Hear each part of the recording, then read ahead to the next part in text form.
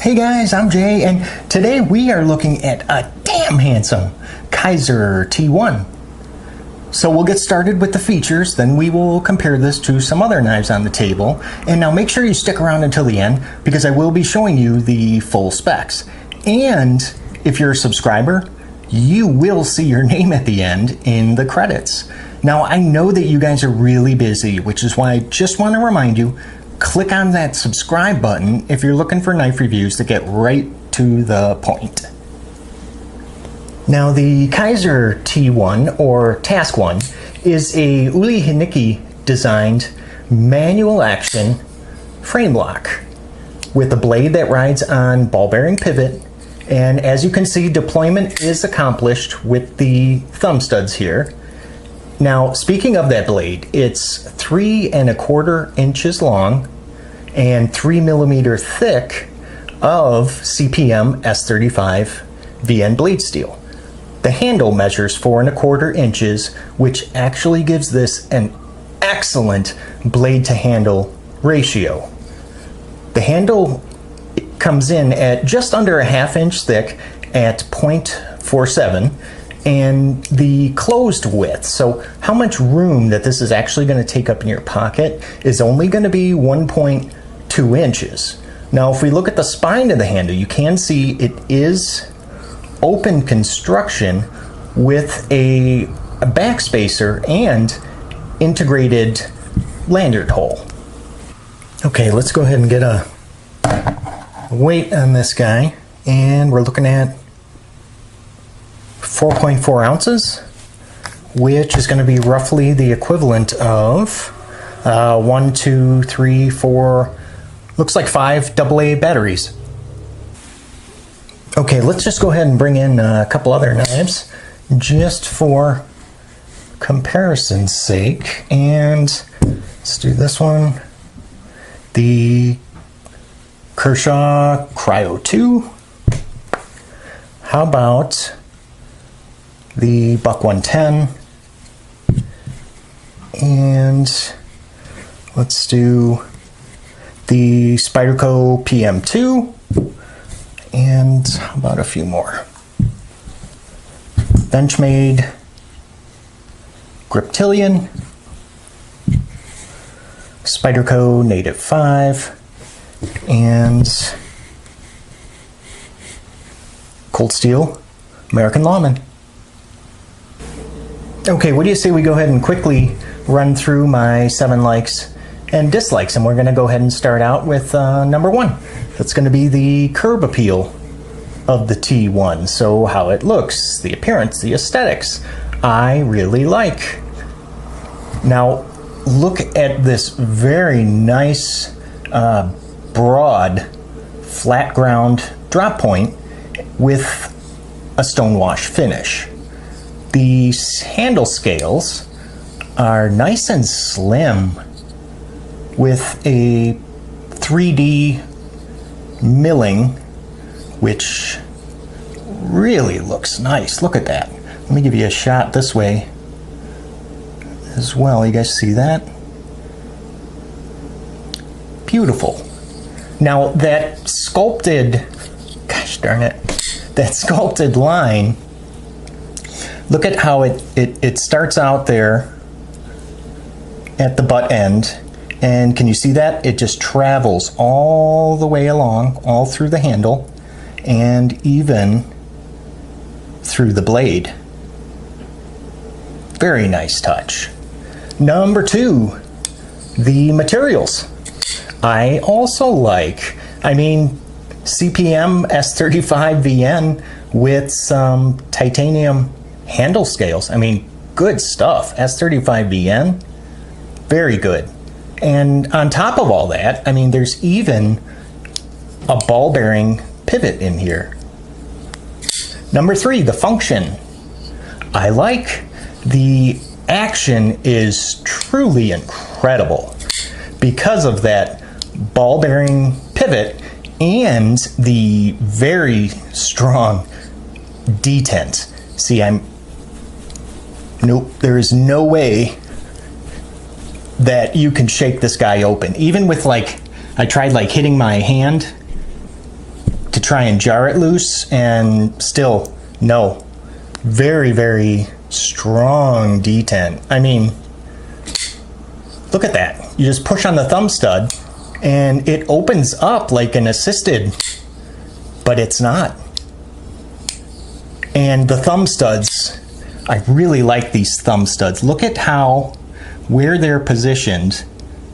So they kind of stay out of the cutting path of the blade. Now, also because of those ball bearings, it does kind of fall shut. If I shake it a little bit, you know, that will improve with use. Centering. Oh yeah.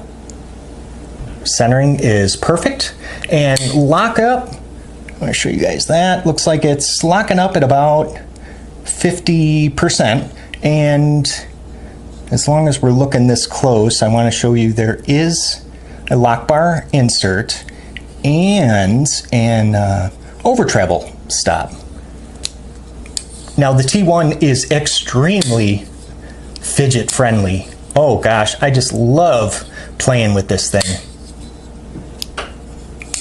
And one other thing, which really is not good or bad, it's just something that I found kind of interesting, the stop pin. Look at how low that stop pin actually sits. So again, not good or bad, I just wanted to show you. Number 4, in the hand. Well, the T1 is extremely comfortable.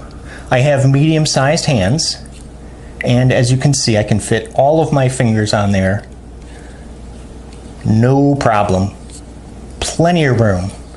Now these, I would not call these titanium handle scales slick, but there definitely is really not much traction here. I mean, there's really not much preventing your hand from slipping forward, because you might have noticed there is no jimping anywhere on this knife.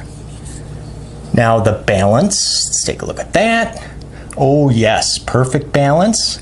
And Kizer did go ahead and give us a very decent sized sharpening choil. Number 5, in the pocket. I like this as well. Now, I normally don't really care for milled pocket clips because, well, they're rarely deep carry and they're usually only one position clip. But I really, really like this milled clip on the T1. I mean, it just fits in the overall design of this knife. And to be honest, it really does not ride as high as you would think in the pocket. So I really do like this milled clip. The closed width and the thickness we already looked at, just absolutely fantastic. I mean, 0.47 inch handle thickness with 1.2 inch closed width. So this is not taking up much real estate in the pocket whatsoever. Number 6, the weight I like as well. What did we say? 4.4 ounces. That is not bad. It's not great, but it's not bad at all. And finally, number 7, the price. 175 bucks, yep. Now, I know 175, that's a lot of money. It really is. Is it too much for this knife? No, I don't think so.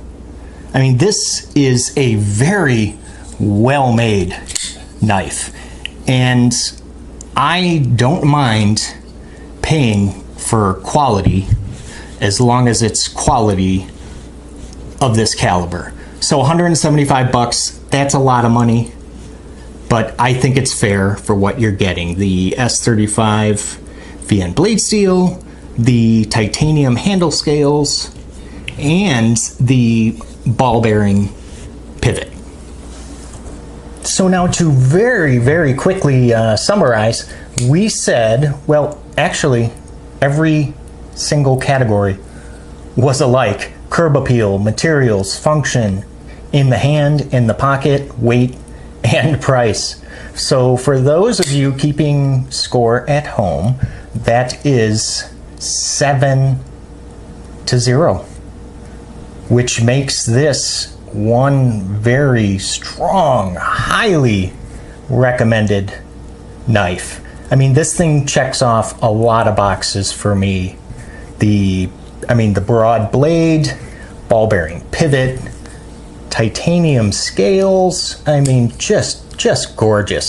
So if you can swing it for 175 bucks, absolutely. I think that this is just a fantastic design from Kizer and Uli, and I really hope that we see a lot more from this designer. Now, before we go, I just want to leave you guys with a question, and it pertains to this knife. Now, do you think that the T1 should have a flipper on it?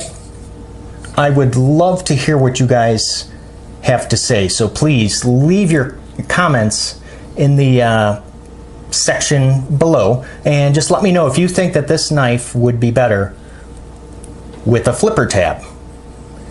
Now, if this video about the Kizer T1 answered most of your questions, why not just go ahead and leave a like? So I want to thank you guys for stopping by and letting me talk knives with you, and I will see you guys at the next video. Now, don't go anywhere because the full specs are coming up.